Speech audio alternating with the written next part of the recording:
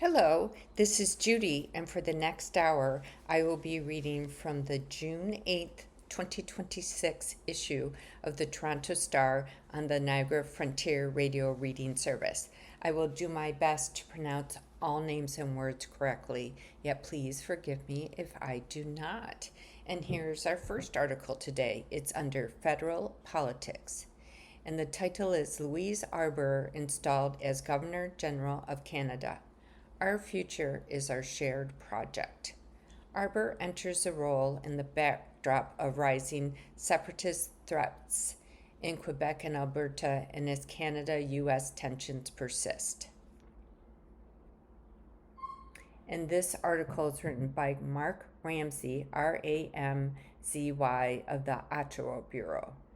Prime Minister Mark Carney introduced Louise Arbour, Canada's newest Governor General, as the country's new Commander-in-Chief and new Guardian of the Constitutional Order in a pageantry-filled ceremony Monday.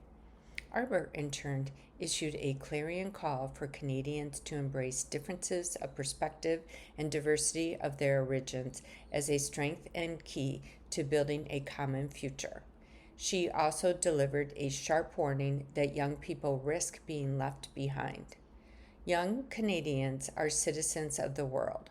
They're well educated with both deep climate awareness and remarkable digital literacy, and yet not all of them are able to reach their full potential as they face the headwinds of inequality, Arbour said. In that we are failing them, and it is our shared responsibility to correct course. The world is watching. It's watching the country that we're building together. Carney framed Canada's long-standing institutions as markers of our sovereignty and unity, and said Arbour, the former Supreme Court Justice, will now be called to defend those institutions as the country's 31st Governor General. The Governor General is the guardian of our constitutional order, a symbol of unity, and above all, a steward of our commitment to peace, order, and good government, Carney said to a packed audience in the Senate of Canada. Canadians entrust the Governor General to defend our institutions, to uphold our core values of liberty, fairness, solidarity, and sustainability, to represent our ambition to build a stronger, fairer country for all, he said. These duties, he said, call for sound judgment, deep learning, and an unwavering commitment to the rule of law, principles exemplified by Arbour in her long career as a lawyer and jurist, including as chief prosecutor of several international criminal tribunals. Arbour, who succeeds Mary Simon, enters the role in the backdrop of rising separatist threats in Quebec and Alberta and as Canada-US tensions persist. In her first address as Governor General, Arbour said she was deeply honored to take up the post and thanked Carney and the King for entrusting me to serve another great Canadian institution in this new role over the coming years. She paid tribute to Simon for remarkable service and for reminding Canadians that reconciliation is a lifelong journey that begins with listening and with empathy. In setting out a vision for her own tenure, Arbour said she learned the importance of listening to different views after growing up within the comfort and discomfort of environments where there was a pronounced lack of diversity. Schooled in an all-white, Francophone Catholic girls' school environment until she was 20, and later working in a legal profession predominantly Anglophone and male-dominated, Arbour said she began to understand different views and her own biases through her work as a judge and later as an international human rights expert. I look at Canada as a country that is not afraid to reinvent itself. Our future is our shared project. Our project that calls on us to balance the many perspectives that shape our collective identity, she said. Let us not slow our momentum towards progress out of fear of differences. Extreme polarization is dangerous, but so is extreme consensus. It is through our differences and our fundamental right to express them that we will nourish critical thinking, creativity, and innovation. Arbour joked that Canadians often dwell on their failures to learn from them. We don't think we are perfect. What we believe we're pretty well on our way there, she quipped. But her address said Canadians are capable of building an even greater nation. Each and every one of us, in our own way, is helping to shape what Canada will become. In her farewell message to Canadians, Simon reinforced the message that framed her tenure after her appointment by former Prime Minister Justin Trudeau. Reconciliation belongs to all of us. It is not only about acknowledging the past, but also about shaping our shared future. Let us keep building bridges of empathy and connection throughout our vast country, she wrote. On a bright sunny day in downtown Ottawa, Arbour arrived to be greeted by her predecessor, the Prime Minister, and Kittitian Zimbi, Kittitian Zimbi drummers, and that's Kitigan Zibi, and spoke to Algonquin leaders, including Chief Greg Sarazin, and that's Sarazin. Today marks an important moment in the life of Canada. We enter a new era of the installation of a new Governor General representing both continuity and renewal within Canada's constitutional framework, said Sarazin, chief of Pikwakanagan First Nation. Let me pronounce that again. It's Pikwakanagan First Nation. He said as Canada continues its journey of reconciliation, the role national leaders carry significant importance. Reconciliation is not a destination, but an ongoing commitment. It requires honest dialogue, mutual respect, and meaningful actions. It calls upon all of us, Indigenous and non-Indigenous alike, to build relationships based on truth and understanding. Inside, they were formally greeted by Assembly of First Nations National Chief Cindy Woodhouse Nepinkuk, and that's Nepinak, Nathan Obed, President of Inuit Tapiriit Kantatimi, and that's Inuit Tapiriit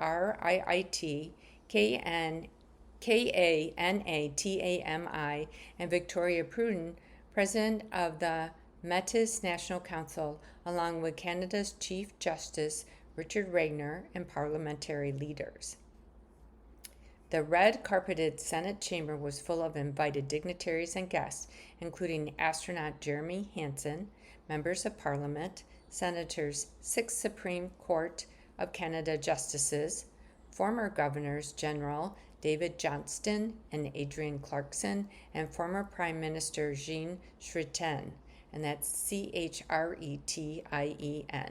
Before making her speech, Arbour took 3 oaths: the oath of allegiance, the oath of the office of the Governor General and Commander-in-Chief of Canada, and the oath of the Keeper of the Great Seal of Canada.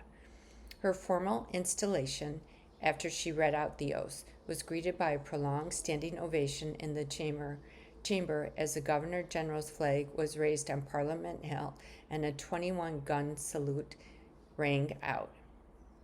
And Tonda McCharles is Ottawa Bureau Chief and is a senior reporter covering federal politics. And Mark Ramsey is a federal politics reporter in the Toronto Star's Parliament Bureau. You can reach him at his email, which is mramzy@THESTAR.ca. Our next article is also under federal politics, and it's Pierre Poilievre, and it's Poilievre, to launch campaign against Alberta separatism. We need different government policies.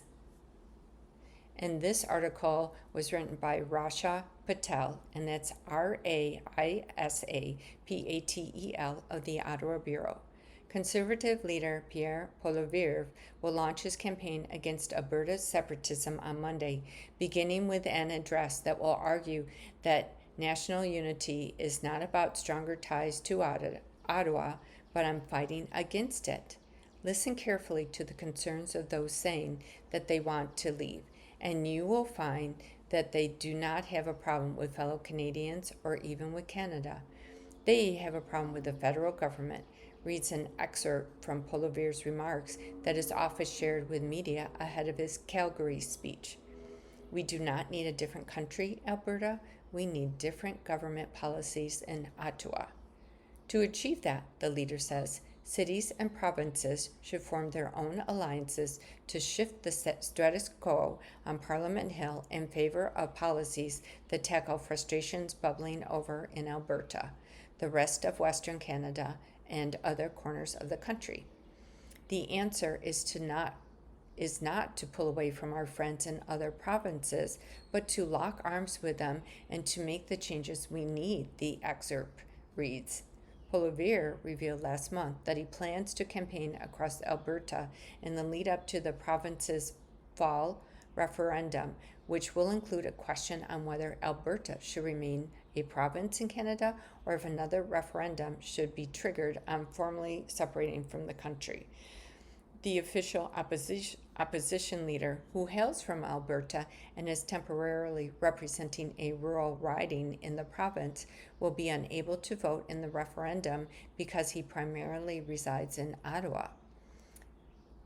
Nevertheless, Poilievre must walk a fine line in his bid for unity, attempting to quell separatist sentiment without alienating a conservative base that has found in his party a political home on the federal stage. Prime Minister Mark Carney, also seeking to diffuse those sentiments, has made overtures of his own to Alberta, including inking a deal to pave the way for construction of a new oil pipeline to the Pacific coast by 2027, which Poilievre has argued does not go far enough. For Poilievre, a stronger Alberta within a united Canada begins with aligning with provinces like Saskatchewan and Newfoundland and Labrador to unblock our resources and repeal a series of what conservatives have dubbed anti-development liberal laws. His speech spotlights steelworkers in Hamilton and Sault Ste. Marie to advance his crusade against the industrial carbon price, appeals to Toronto residents battling a wave of violence in their communities, and speaks to Indigenous hunters and rural Canadians opposing the government's gun buyback program.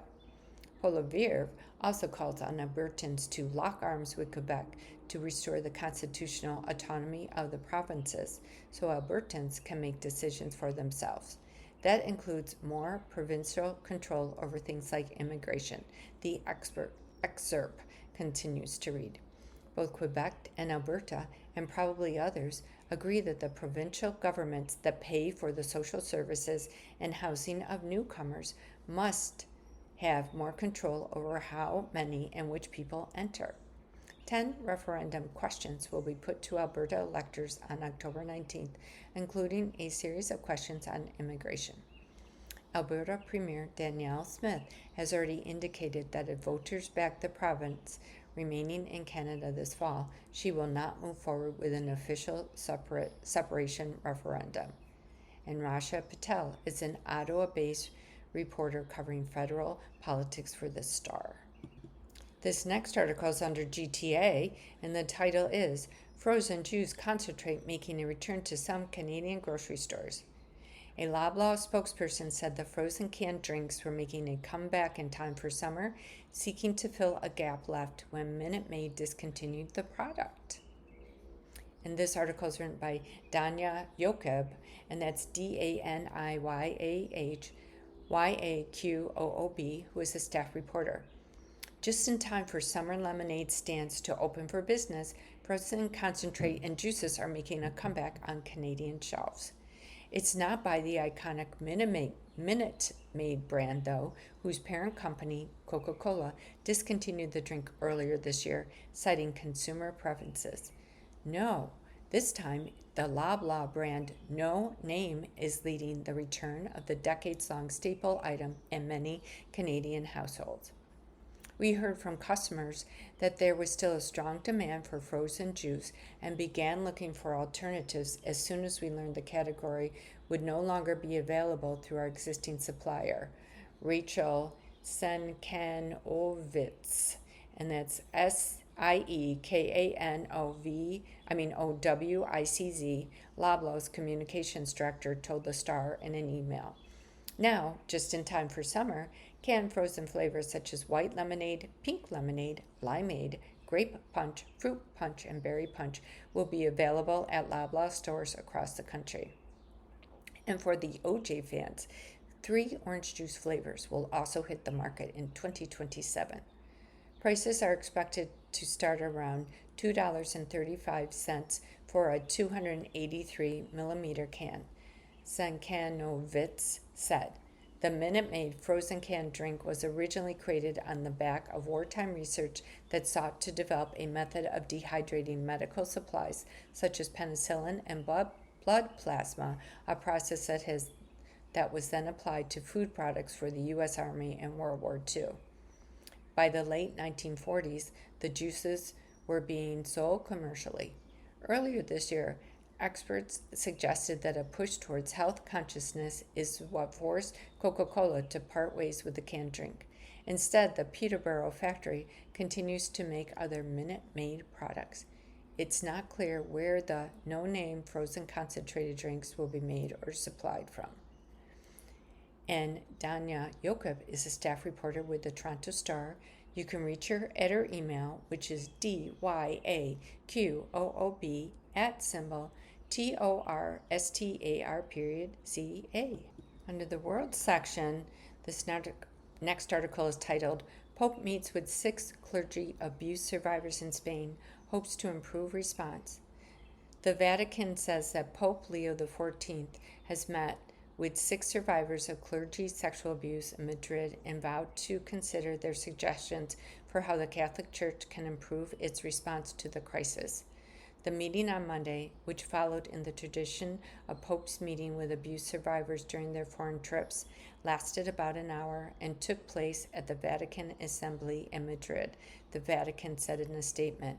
Spain's Catholic hierarchy has only recently begun reckoning with its legacy of abuse and cover-up after long dismissing the severity of the scandal that came to light thanks to the reporting by the newspaper El País, and that's ELPAIS. And this article is written by Suman Nashadam, and that's SUMAN, and that's NAISHADHAM, and Nicole Winfield of the Associated Press. The Vatican says that Pope Leo XIV has met with 6 survivors of the clergy sexual abuse in Madrid and vowed to consider their suggestions for how the Catholic Church can improve its response to the crisis. The meeting on Monday, which followed in the tradition of the Pope's meeting with abuse survivors during their foreign trips, lasted about an hour and took place at the Vatican Assembly in Madrid, the Vatican said in a statement. Spain's Catholic hierarchy only has recently begun reckoning with its legacy of abuse and cover-up after long dismissing the severity of the scandal that came to light thanks to the reporting by the newspaper El País, and that's PAIS. Our next article is in the Canada section, and the title is 5 Things to Watch For in the Canadian Business World in the Coming Week. And this article was written by the Canadian Press. So here are 5 things to watch for in the Canadian business world in the coming week. There's an energy conference. The Global Energy Show is set to kick off in Calgary on Tuesday. Among the scheduled speakers are Federal Natural Resources Minister Tim Hodgson, and that's Hodgson, the premiers of Alberta, Saskatchewan, and the Northwest Territories, and the CEO of Abu Dhabi National Oil Co.'s upstream division, and that's ABUDHABI. Trade figures. Statistics Canada will release its international merchandise trade numbers for April on Tuesday. Canada posted a merchandise trade surplus of $1.8 billion in March, its first surplus since September, as increased shipments of gold and higher oil prices drove exports to their highest level in more than a year. Rate decision. The Bank of Canada is expected to make an interest rate announcement on Wednesday morning. The central bank is widely forecasted by economists to keep its policy interest rate on hold at 2.25%. Dollarama results. Dollarama Incorporated will report its first quarter results on Tuesday morning and hold its annual shareholder meeting. The retailer said earlier this year it would resist hiking its prices as much as possible as the war in the Middle East drove up energy prices, threatening to push the cost of everything higher. Transat results. Transat AT Incorporated is expected to report its second quarter results on Thursday morning. The company said last month that higher jet fuel prices added $70 million in additional costs for March and April compared with the same months last year. Our next article is under the Canada section, and the title is Canada in a Recession? What to Know After Volatile Week of Economic Data. And this article is written by Craig Lord of the Canadian Press. There was one word on the lips of many Canadian economists, politicians, and journalists this past week: recession. Recent economic data has painted a mixture of Canada's economy, and some interpretations make the argument for a recession. Here's what you need to know about the state of Canada's economy. Why are people talking about a recession? On May 29th, Statistics Canada reported real gross domestic product figures for the first 3 months of the year. The quarter-over-quarter change was so mild that StatCan considered it statistically flat or no change in real GDP. But when economists are gauging the health of the economy in a given quarter, they often annualize quarterly figures, which can magnify small positive or negative changes in the numbers. The annualized change in the real GDP was a 0.1% decline, coming off a 1% drop in the fourth quarter of last year. The data triggered the recession talk. What's a technical recession? 2 quarters in a row of declining GDP is a bar used by some analysts to define a technical recession, though a number of economists consider the term unhelpful. Appearing before a parliamentary committee on Monday, Bank of Canada's Senior Deputy Governor, Carolyn Rogers, warned MPs against putting too much stake in that definition. Simply, the fact that you have to put the term technical in front of it sort of tells you that you need to really look past that one indicator, she said. The more widely accepted but nebulous definition of a recession refers to a downturn where Canada's economy is not just shrinking on a technical basis, but where that weakness is widespread through the economy. Recessions are marked by job losses, households reining in spending, and tough operating conditions for businesses across the economy. 2 consecutive quarters of negative GDP growth or contracting GDP is necessary but not sufficient to call a recession in Canada or anywhere else, said Randall Bartlett, Deputy Chief Economist at Desjardins, and that's Desjardins. What are political leaders saying? The federal Conservatives have seized on the latest GDP results, blaming Prime Minister Mark Carney and the Liberals for a full-blown recession. In addition to stagnant GDP, Conservative leader Pierre Poilievre and other MPs have pointed to a rising food bank usage, consumer insolvencies, and job losses in the first 4 months of the year to argue Carney's policies have damaged the Canadian economy. Liberals have, meanwhile, largely avoided using the word recession at all while defending their economic stewardship. Carney acknowledged this week that the latest GDP figures show some weakness, though he noted positive trends like rising business investment in machinery and equipment are encouraging. The Prime Minister argued that cuts to immigration and government spending are weighing on growth. He also said the work to pivot the economy away from reliance on the United States is going to take time to pay off, and economic data will be uneven while that unfolds. Poilievre has accused Carney of ducking accountability over the state of the economy. Who decides if we're in a recession? A recession is not declared by a federal government, the Bank of Canada, or any officially designated body. In Canadian economic circles, the traditional arbiter of a recession is the C.D. Howe Institute's Business Cycle Council.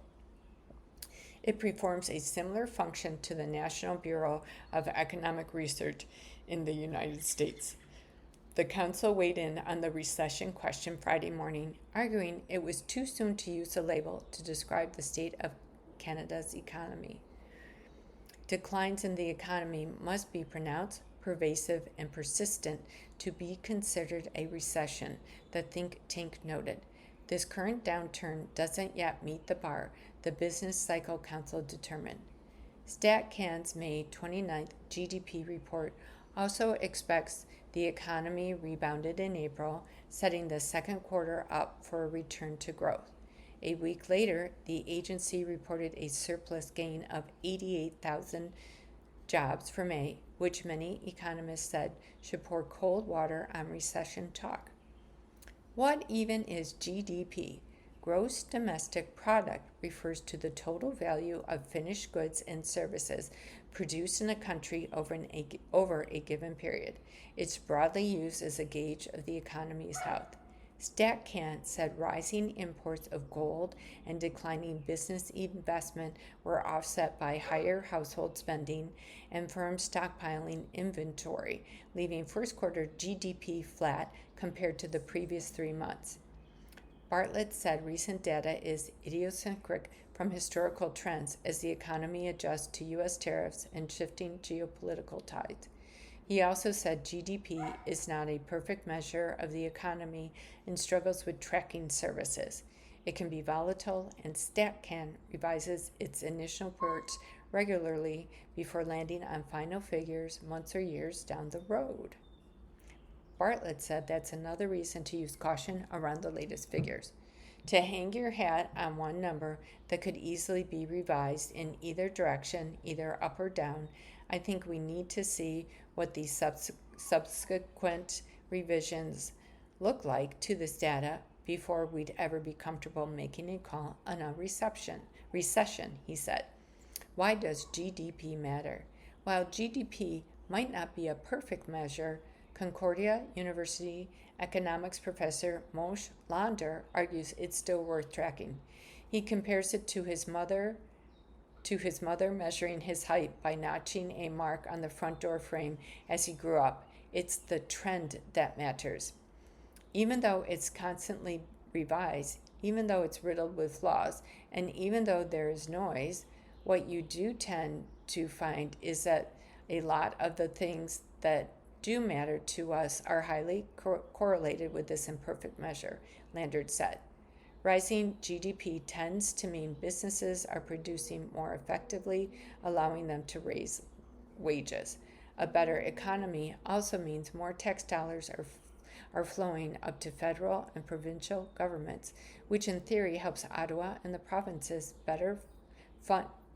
fund better service for Canadians.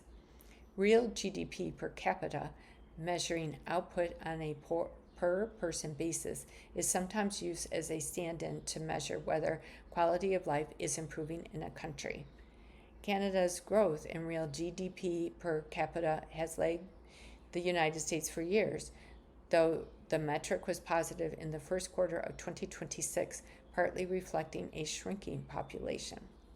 But measures like GDP, inflation, and the unemployment rate are broad aggregates for the health of an economy and don't necessarily reflect on individuals' experiences.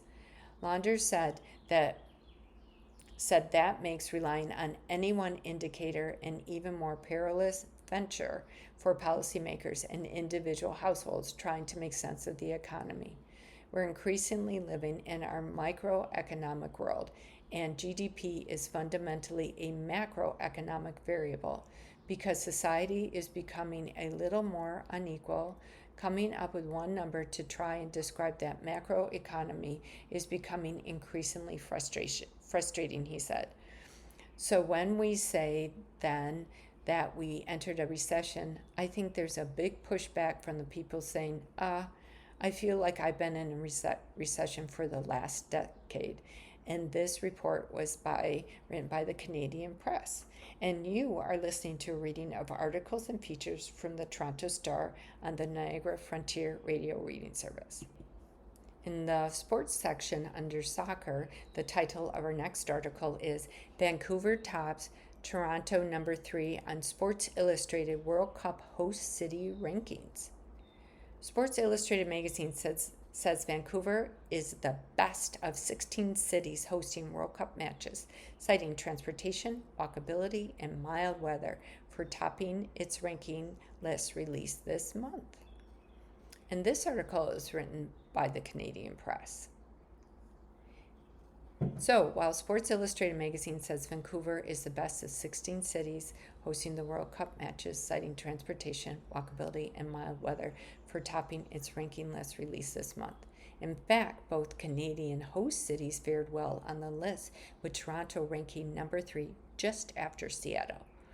The magazine says Vancouver has a subway connecting the downtown core with the airport and surrounding suburbs, but the article doesn't differentiate between the SkyTrains Expo and Millennium Lines or the Canadian Line.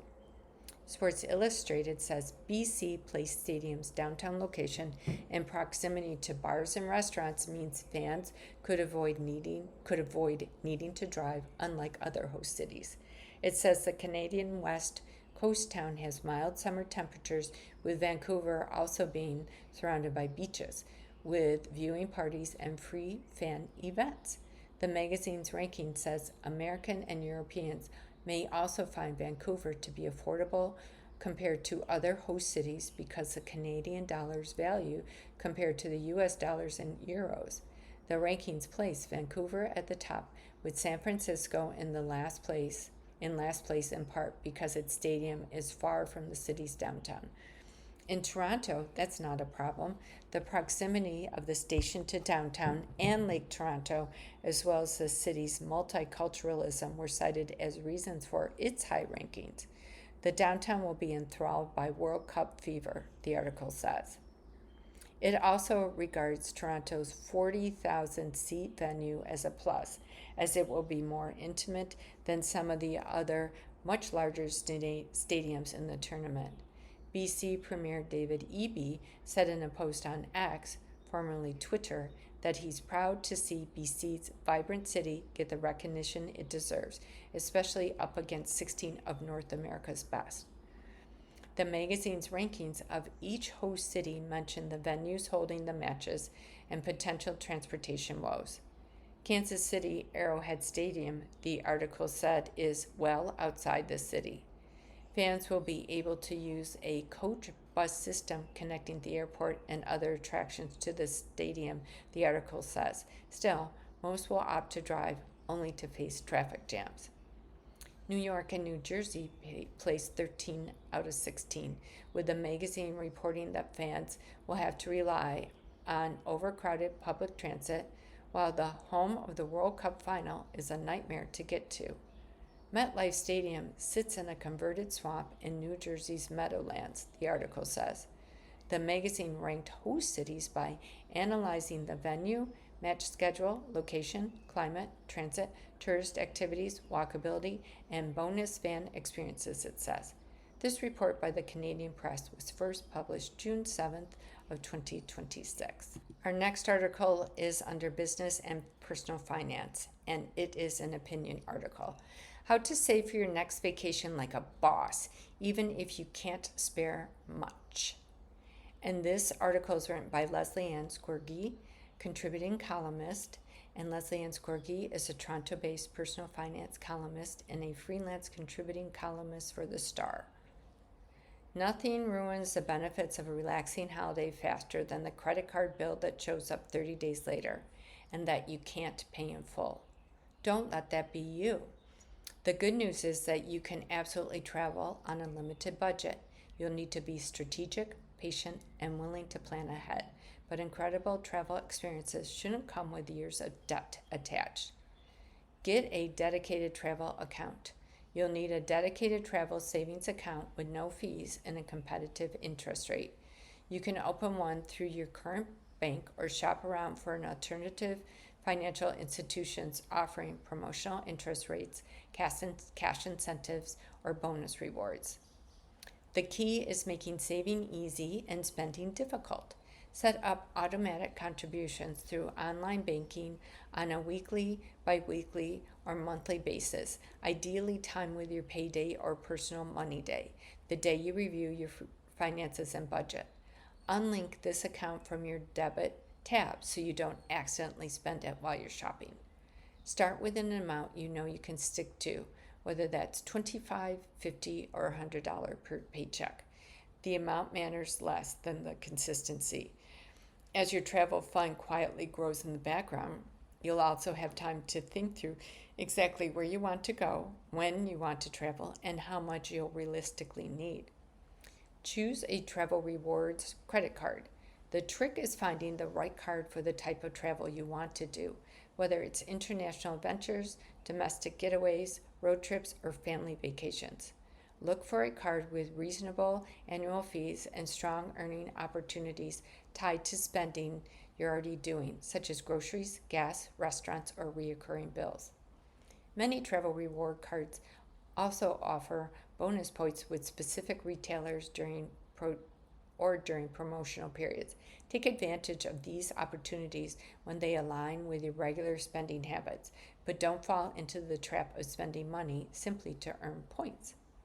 That will backfire and take money away from your travel goals. A free flight isn't free if you spend thousands unnecessarily to get it.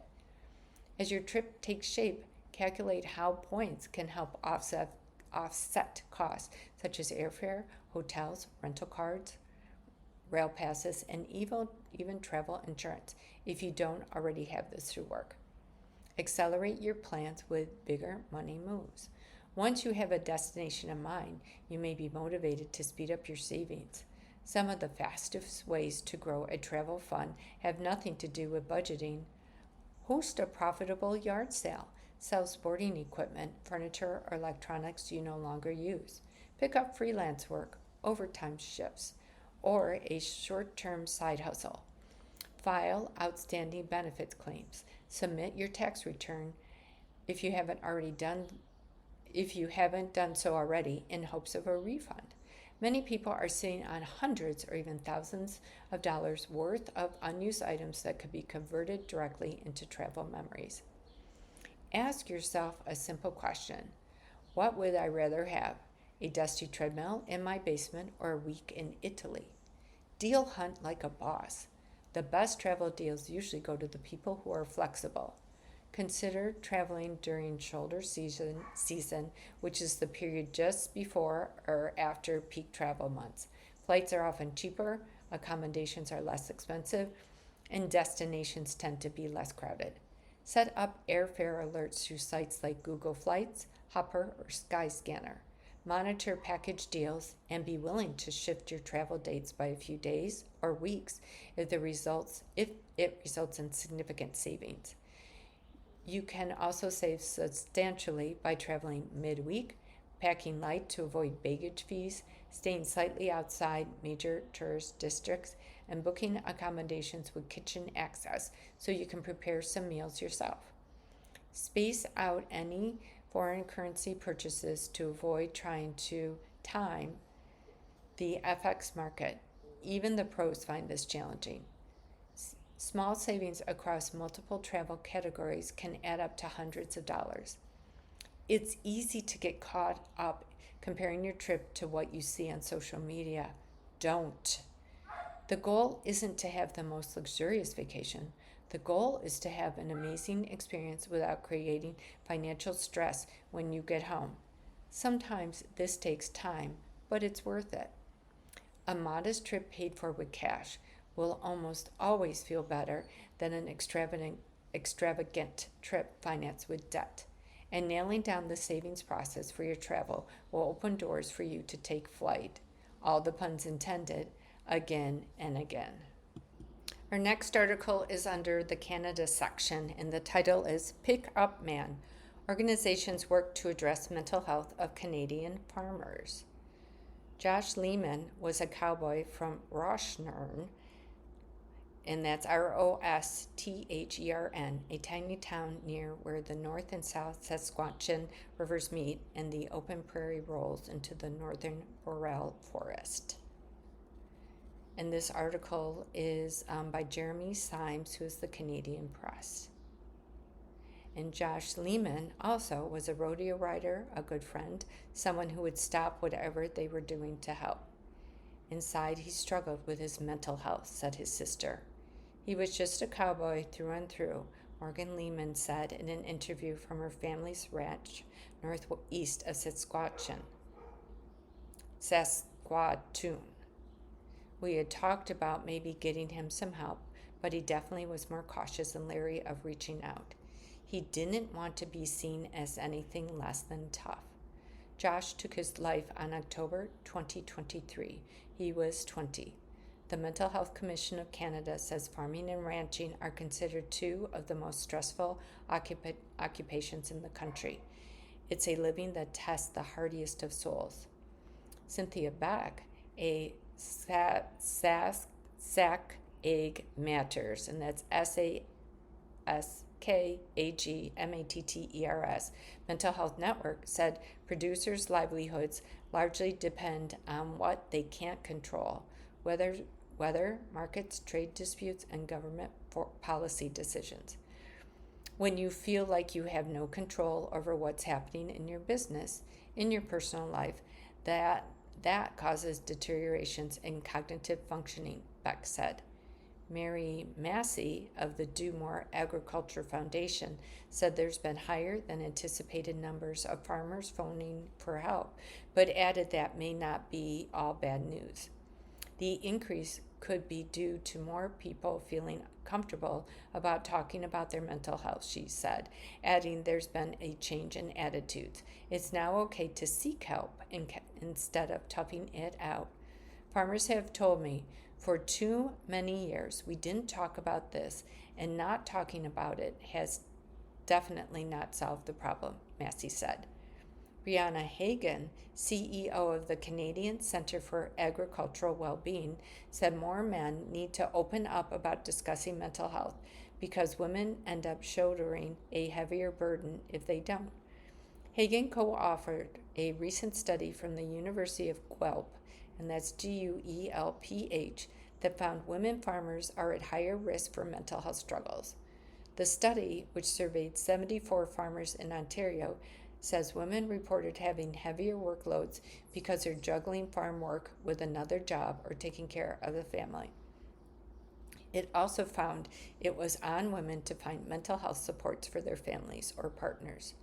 We need men to be able to talk about their feelings, but we also need them to realize that they should be active participants in learning about mental health as well, Hagan said.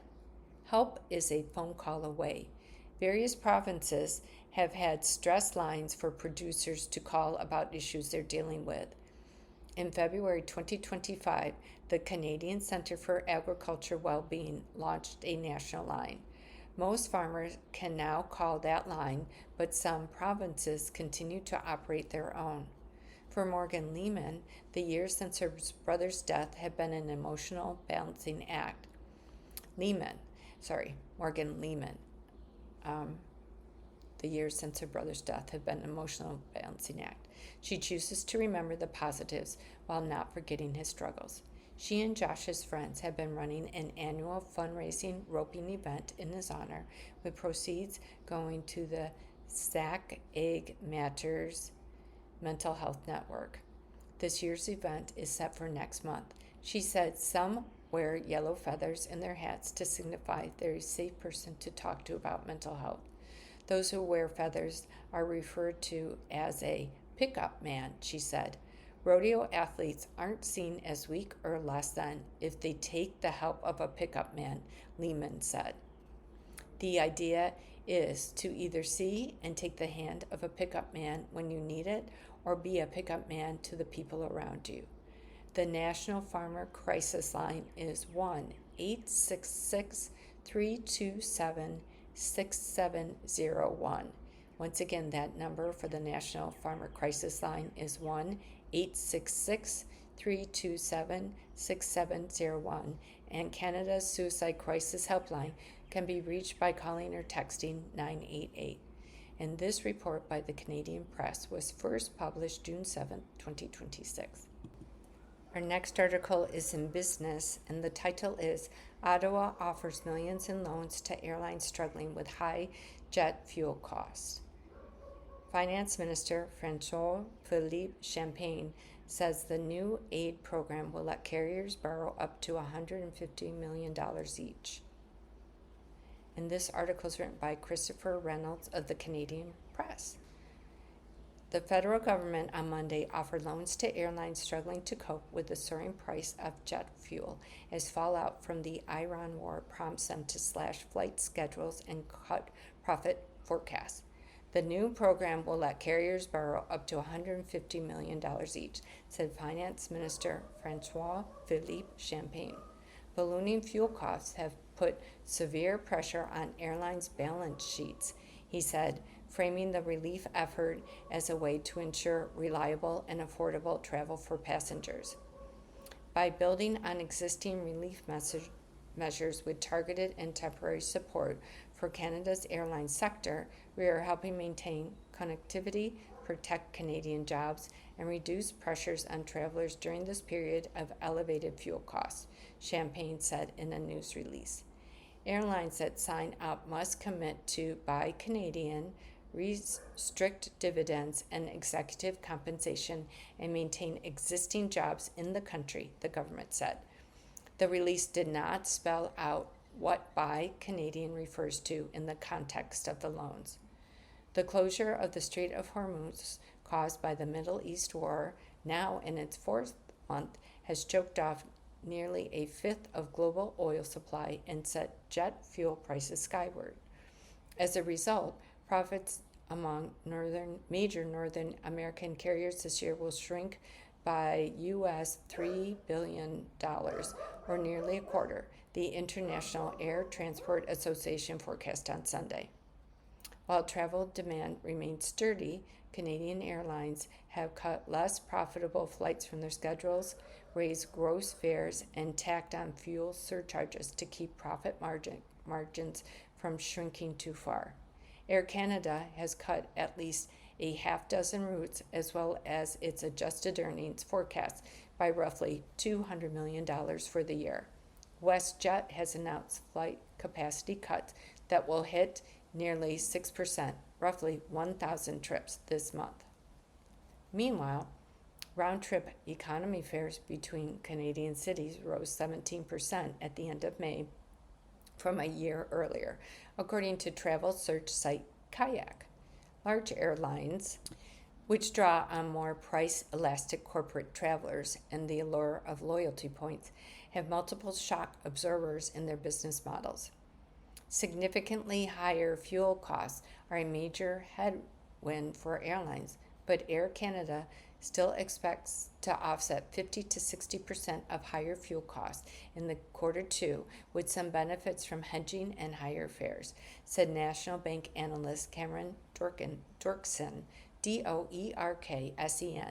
in a note to investors, referring to the second quarter. Hedging policies help mitigate the risk of fluctuating fuel prices by creating fixed or capped costs on a chunk of purchases. Low-cost carriers such as Flair Airlines often find themselves more vulnerable to those swings than their bigger competitors. Fuel represents a bigger portion of their costs, and they have fewer buffers in the form of higher margin business passengers, myriad route options, and a clientele less sensitive to rising fares. Fuel is exposing the differences between airlines with real pricing power and airlines with only demand, said Chris Reed, former Director of Corporate Development of Air Canada. The federal loan program marks the second time since COVID-19 that Ottawa has reached out with aid packages for airlines, after Air Canada, Porter Airlines, and Air Transat accepted support during the pandemic. Air Canada secured a $5.9 billion deal with Ottawa in April 2021 for a relief package that made loans available to the carrier. It ultimately borrowed $1.2 billion, but also required pledges to cap executive compensation at $1 million and restore services to regional airports. Earlier this year, the government announced it would remove the federal fuel excise tax between April 20th to September 7th, reducing costs by 4 cents per liter on aviation fuel. The measure will save Air Canada alone tens of millions of dollars based on fuel consumption figures from 2025. And this report by the Canadian Press was first published June 8, 2026. Our next article is under personal finance and its opinion. The title is, What Medical Information Do Employers Have a Right to Request? And it's Ask SOMA, S-O-M-A. And this article is written by Soma Ray Ellis, who is an employment law columnist. Soma Ray Ellis is a partner and chair of the employment law group at Toronto law firm Gardner Roberts LLP. And you can send your employment law questions to SOMA at symbol THESTAR.ca.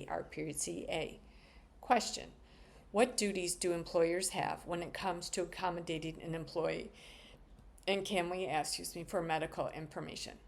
Answer: Ontario's Human Rights Code explicitly states that employers and unions have a legal duty to accommodate the needs of people with disabilities or medical conditions. In the context of employment, the goal of accommodation is to support all employees in completing their work-related duties and to ensure that no one is unfairly excluded or discriminated against due to their disabilities or medical conditions.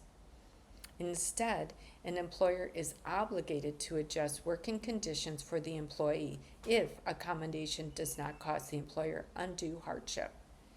The Ontario Human Rights Commission, which is the OHRC policy on ableism and discrimination based on disability, sets out guidance on the type of medical information that is to be provided by the employee when they are requesting accommodation, such as changes to the work schedule, the work environment, or duties.